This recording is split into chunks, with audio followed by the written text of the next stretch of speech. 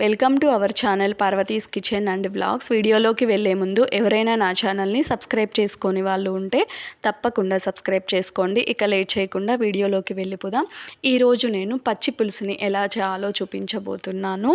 వేసవి కాలంలో ఇలా చింత పులుసుతో చేసుకున్నవి తింటే వడదెబ్బ తగలకుండా ఉంటుందని పెద్దవాళ్ళు అంటూ ఉంటారు కదా. అలాగే మనకి వేసవి కాలంలో అంతగా ఏమీ తినబుద్ధి అవ్వదు కదా, ఎక్కువగా నీళ్ళనే తాగుతూ ఉండాలనిపిస్తుంది.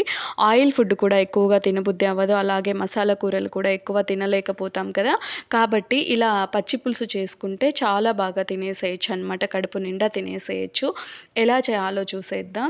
ఇక్కడ నేను ఒక పెద్ద నిమ్మకాయ సైజ్ అంత చింతపండు తీసేసుకున్నాను. దీనిని నీట్గా వాష్ చేసేసుకోవాలన్నమాట. 2-3 టైమ్స్ వాష్ చేసి నానబెట్టి పెట్టేసుకోండి. అవి నానేలోపు మిగతా ప్రాసెస్ చూసేద్దాం. ఇక్కడ నేను ఒక 9-10 పచ్చిమిరపకాయలు తీసేసుకొని వాష్ చేసేసి తడిపోయిన తర్వాత ఇలా స్టైనర్లో వేసేసుకొని ఇలా స్టవ్ మీద కాల్చుకుంటున్నాను. అప్పట్లో వాళ్ళు బాగా అగ్గి నిప్పుల మీద బాగా కాల్చేవాళ్ళు. టేస్ట్ చాలా చాలా బాగుండేదన్నమాట. ఇప్పుడు అవి లేవు కదా, అలా చేసుకునేకి వీలు అవ్వదు కాబట్టి ఇలా చేసేసుకుంటున్నాను. తర్వాత కరివేపాకుని కూడా ఇలా కాల్చుకున్నాను లైట్గా. తర్వాత ఇక్కడ వెల్లుల్లి కూడా ఒక 8 వరకు వెల్లుల్లి తీసేసుకున్నాను. వీటిని కూడా ఇలా కాల్చేసాను, ఈ మూడింటిని. ఇక్కడ చూడండి, ఇలా పచ్చిమిరపకాయలతోనే కాకుండా ఎండు మిరపకాయలతో చేసుకుంటారు. ఎండు మిరపకాయలు అలాగే వంకాయ, టమాటా అలా కాల్చి రకరకాలుగా చేసుకుంటూ ఉంటారనమాట. అలాగే తీపి వేసుకొని కూడా కొందరు చేసుకుంటూ ఉంటారు, బెల్లంతో. అలా చాలా రకాలుగా చేసుకుంటారనమాట. నేను మిగతావి కూడా నిదానంగా ఒక్కొక్కటి అప్లోడ్ చేసేస్తాను. ఇక్కడ చూడండి, ఈరోజైతే పచ్చిమిరపకాయతో చేస్తున్నాను. ఇక్కడ చూడండి, ఇలా వీటన్నింటినీ బాగా నలుపుకోవాలి. ఇలా నలుపుకోవడం కష్టం అనుకుంటే కొంచెం కచ్చాపచ్చా చేసేసుకోవచ్చు అనమాట. పచ్చిమిరపకాయలు అలాగే వెల్లుల్లి, కరివేపాకు అన్నీ వేసి 3 కలిపి అయినా కచ్చాపచ్చా చేసుకోవచ్చు. లేదు అంటే పచ్చిమిరపకాయలు అలాగే వెల్లుల్లి అయినా కచ్చాపచ్చా చేసుకోవచ్చు. అలా మీ ఇష్టం అనమాట. ఎలా అయినా ఓన్లీ వెల్లుల్లి అయినా మెదిపి వేసుకోవచ్చు, మిగతావన్నీ కలుపుకోవచ్చు. అలా ఎలా అయినా చేసుకోవచ్చు అనమాట. ఇక్కడ వెల్లుల్లి మెదిపేకి రావట్లేదని నేను ఇలా చిన్నగా కట్ చేస్తున్నాను. మీరు కావాలనుకుంటే కొంచెం కచ్చాపచ్చా చేసి వేసుకోండి, చాలా టేస్టీగా ఉంటుంది.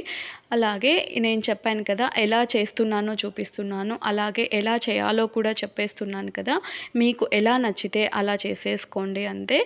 ఎలా చేసినా కూడా చాలా బాగుంటుంది. ఇక్కడ చూడండి, ఇలా బాగా అన్నింటినీ కలిపి బాగా మెదిపేసుకున్నాను. మెదుపుకున్న తర్వాత ఇక్కడ ఆనియన్ అలాగే కొత్తిమీరని కట్ చేసేసుకొని పెట్టేసుకున్నాను. నీట్గా వాష్ చేసేసి కొత్తిమీరని ఇక్కడ చూడండి ఇలా చిన్న ముక్కలుగా కట్ చేసుకోండి. కొందరు కొంచెం పెద్దవిగా వేసుకుంటారు, ఎవరి ఇష్టం వాళ్ళదనమాట. ఎవరికి ఎలా నచ్చితే అలా వేసేసుకోవచ్చు. తర్వాత కొత్తిమీర కూడా ఆప్షనల్ అనమాట, మీ ఇష్టం. కావాలంటే వేసుకోవచ్చు, లేదంటే స్కిప్ చేయొచ్చు. నేనైతే కొంచెం వేసేసాను. తర్వాత చింతపండు ఇందాక నానబెట్టి పెట్టుకోవాలని చెప్పాను కదా స్టార్టింగ్లో, అది నానిపోయిందనమాట. ఇది చేసేలోపు ఇవంతా ఇక్కడ చూడండి, ఈ చింత రసాన్ని కూడా ఇందులోకి వేసేసుకోవాలి. బాగా మెదుపుకొని ఆ చింత రసాన్ని అందులోకి వేసేసి ఆ పిప్పినంతా తీసేసేయాలన్నమాట. ఇక్కడ అంతా చింతపండు అంతటిని ఇలా తీసేసుకోవాలి. తర్వాత ఇందులోకి కల్లుప్పు కూడా వేసేసుకోవాలి. కల్లుప్పుతో చేసుకుంటే చాలా బాగుంటుంది కదా. నాకైతే అప్పట్లో పెద్దవాళ్ళు చేసే వంటలు అయితే చాలా ఇష్టం అనమాట. ఇప్పట్లో ఇవి చేయడం చాలా తగ్గించేశారు, కానీ ఇవి చాలా చాలా టేస్టీగా ఉంటాయి. మీరు కూడా ఒకసారి మీకు నచ్చితే తప్పకుండా ఇలా ఒకసారి ట్రై చేసి చూడండి, చాలా చాలా బాగుంటుంది. ఇక్కడ చూసారు కదా, కల్లుప్పు లేకపోతే ఒకవేళ సాల్ట్ అయినా వేసేసుకోవచ్చు. ఇలా కొంచెం చేతితోనే మెదుపుకున్నాం కాబట్టి ఈ పచ్చిమిర్చి అలా పెద్దగా ఉంటాయి, కొంచెం కచ్చాపచ్చా చేసుకుంటే కొంచెం చిన్నగా ఉంటాయి అన్నమాట. ఇలా కొంచెం పెద్ద పెద్దగా అలానే ఉన్నాయి. ఇలా బాగా ఆ చింత పులుసుకి ఇవన్నీ పట్టేలా ఆనియన్, పచ్చిమిర్చి, కరివేపాకు, కొత్తిమీర, ఉప్పు అన్నీ పట్టేలా ఇలా బాగా చేతితోనే మెదుపుకోవాలన్నమాట. వాటి ఫ్లేవర్ అంతా ఆ చింతపులుసుకు పట్టాలి.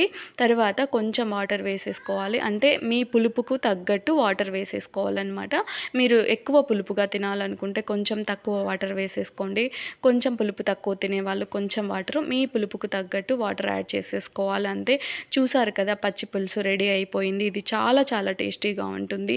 ఇంకా కొంచెం చిక్కగా చేసుకుంటే ముద్దలోకి కూడా తినచ్చు అనమాట. ఇలా రకరకాలుగా చేసుకోవచ్చు. Thank you for watching this video.